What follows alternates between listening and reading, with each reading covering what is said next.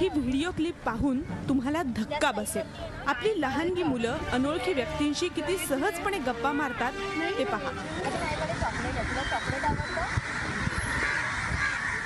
इतकंच नाही तर त्यांच्यासोबत जायलाही ती तयार होत आहेत। हा सर्वे केलाय पोद्दार इन्स्टिट्यूट ऑफ एज्युकेशनच्या काही शिक्षकांनी। मुंबईतले पार्क, मॉल्स, थिएटर्स, शाळा अशा ठिकाणी लहान मुलांसोबत त्यांनी एक प्रयोग केला। त्यांनी पालकांची पूर्व परवानगी घेऊन लहान मुलांना आमिष दाखवलं। हातात खेळणी, बाहुल्या आणि चॉकलेट्स घेऊन ते मुलांकडे गेले। त्यांच्याशी गप्पाही मारल्या। तेव्हा असं लक्षात आलं की यापैकी 87% मुलांनी अनोळखी व्यक्तींशी गप्पा मारल्या। 81% मुलं चॉकलेट किंवा खेळण्यांच्या आमिषानं अनोळखी व्यक्तींसोबत जाण्यास तयार झाली। अनोळखी व्यक्तींसोबत जाताना मुलांनी पालकांकडे पाहिलंही नाही। 17% मुलं आपल्या पालकांसाठी रडू लागली, तर केवळ 13% मुलांनी या अनोळखी व्यक्तींकडे दुर्लक्ष केलं। आपको जान के शॉक लगेगा कि मोस्ट ऑफ द चिल्ड्रन एकदम रेडीली अग्रीड हो गए थे स्ट्रेंजर्स के साथ बात करने के लिए। उनको जरा भी परस्यू करने की ज़रूरत नहीं हुई थी और माँ बाप भी देखते रह गए कि कैसे इजीली अपने बच्चे किसी के साथ बात कर सकते हैं। और ये भी एक कमाल की चीज़ ये है कि ज़्यादा से ज़्यादा बॉयज़, लड़के इजीली आ जाते थे स्ट्रेंजर्स के साथ बात करने के लिए।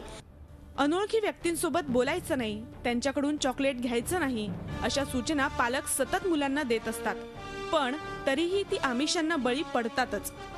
त्यामुळे आता अधिक खबरदारी बाळगण्याची गरज आहे। ये हम स्कूल में हर 15 दिन में teachers good touch bad touch का सीडी दिखाते हैं, तो जिससे थ्रू बच्चों को अच्छा समझ आता है कि क्या गुड टच है, क्या बैड टच है, किसके पास जाना चाहिए, कौन स्ट्रेंजर्स है, ये सब समझ में आता है। तो पेरेंट्स को भी ये रेगुलरली करना चाहिए। विशेष म्हणजे हा सर्वे करताना आमची मुलं अनोळखी व्यक्तींसोबत जाणार नाहीत असा विश्वास सर्वच पालकांनी व्यक्त केला होता। तुमचाही आपल्या मुलांबाबत असाच विश्वास असेल तर तुम्ही देखील आत्ताच सावध व्हा। Deepali Jagtap Patil, Zee media, Mumbai. आपण बघितलं या सगळ्या रिपोर्टमधून एक निष्कर्ष पुढे येतोय आणि तो म्हणजे लहान मुलं अनोळखी व्यक्तींसोबत जायला तयार होतात। त्यांना त्यांच्या आवडीच्या वस्तू दाखवल्या, खेळणी दाखवली, चॉकलेट्स दिली की ही सगळी लहान मुलं या अनोळखी व्यक्तीबरोबर गप्पा मारतात, त्यांच्यासोबत जायला तयार होतात। काही मुलांनी तर या व्यक्तींबरोबर जाताना त्यांच्या पालकांकडे बघितलं सुद्धा नाही। या अनोळखी व्यक्तींबरोबर ती लहान मुलं गेली। हे सगळं लक्षात घेता पालकांनी आता जागरूक होण्याची गरज निर्माण झाली आहे का?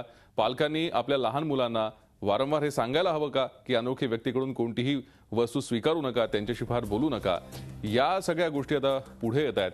अनेक वेळेला आजच्या या धकाधकीच्या जीवनामध्ये आपण लहान मुलांना घेऊन मॉलमध्ये जात असतो, सिनेमा हॉलमध्ये जात असतो आणि त्या ठिकाणी आपली लहान मुलं नक्की काय करतायत, कोणाशी बोलतायत याच्यावर आपली बारीक नजर असते। तरी सुद्धा अशा काही धक्कादायक घटना घडतायत। हा रिपोर्ट खरंच धक्कादायक आहे। आपण या संदर्भात अधिक चर्चा करूयात। आमच्या प्रतिनिधी दीपाली जगताप सध्या आपल्याबरोबर आहेत। दीपाली, खरं तर या अहवालामधनं किंवा या सर्वेक्षणातनं पुढे आलेली माहिती अत्यंत धक्कादायक आहे। या सगळ्या सर्वेक्षणातनं लहान मुलं अनोळखी व्यक्तींबरोबर जातात, बोलतात, त्यांनी दिलेल्या वस्तू घेतात, हे या अहवालातनं पुढे येत आहे। काय निष्कर्ष यातनं पुढे आलेत आणि या ज्या संस्थेनी हा सगळा सर्वे केलाय त्यांनी काही उपाय पालकांसाठी सुचवलेत का? भूषण, नक्कीच जसं आपण आत्ताच आपल्या बातमीमध्ये पाहिलं की 81% लहान मुलं जी आहेत ती तयार झाली होती अनोळखी व्यक्तींसोबत पुढे जायला आणि 87% मुलं जी आहेत ती अनोळखी व्यक्तींसोबत गप्पा मारत होती, त्यांच्याशी बोलत होती। आपल्याला माहिती आहे की साधारण सर्वच पालक जे आहेत ते मुलांना वारंवार सावध राहायला सांगत असतात किंवा त्यांना वारंवार असं सांगितलंही जातं की तुम्ही अनोळखी व्यक्तींशी बोलू नका, त्यांनी काही दिलं तर त्यांच्याकडून घेऊ नका। साधारण अशा सूचना सर्वच पालक देत असतात, पण नक्कीच या सर्वेतून जे निष्कर्ष पुढे येत आहेत ते नक्कीच पालकांना विचार करायला लावणार आहेत। कारण या सर्व पालकांनी, म्हणजे हे 100 पालक होते ज्यांच्यावर हा सर्वे करण्यात आला आणि अशा सर्वच पालकांनी सर्वेच्या आधी या शिक्षकांना, ज्या शिक्षकांनी हा सर्वे केला त्यांना असा विश्वास दाखवला होता की आमची मुलं तुमच्यासोबत येणार नाहीत। पण काय निष्कर्ष आला हे आपण सगळ्यांनीच पाहिलं। त्यामुळे नक्कीच पालकांनी आणखी जास्त खबरदारी घेण्याची गरज आहे आणि जसं या सर्वेतून ज्या शिक्षकांनी हा सर्वे केलेला आहे पुढे येऊन त्यांनी 2-3 उपाय जे आहेत ते पालकांसाठी खास करून सुचवलेत की अनोळखी व्यक्तीसोबत मुलांनी बोलू नये किंवा त्यांनी जर चॉकलेट्स, खेळणी असं काही आमिष दाखवलं तर त्यांना त्या मुलांनी ते स्वीकारू नये आणि जी सार्वजनिक ठिकाणं असतात, मॉल्स असतील, थिएटर्स आहेत, गार्डन्स आहेत, अशा ठिकाणी मुलांवर खूप चोख अशी नजर पालकांनी ठेवणं गरजेचं आहे।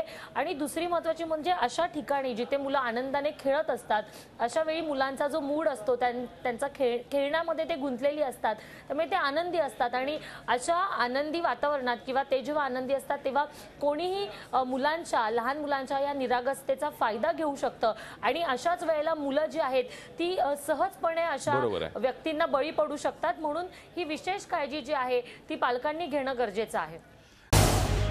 झी 24 तास रहा एक पाऊल पुढे।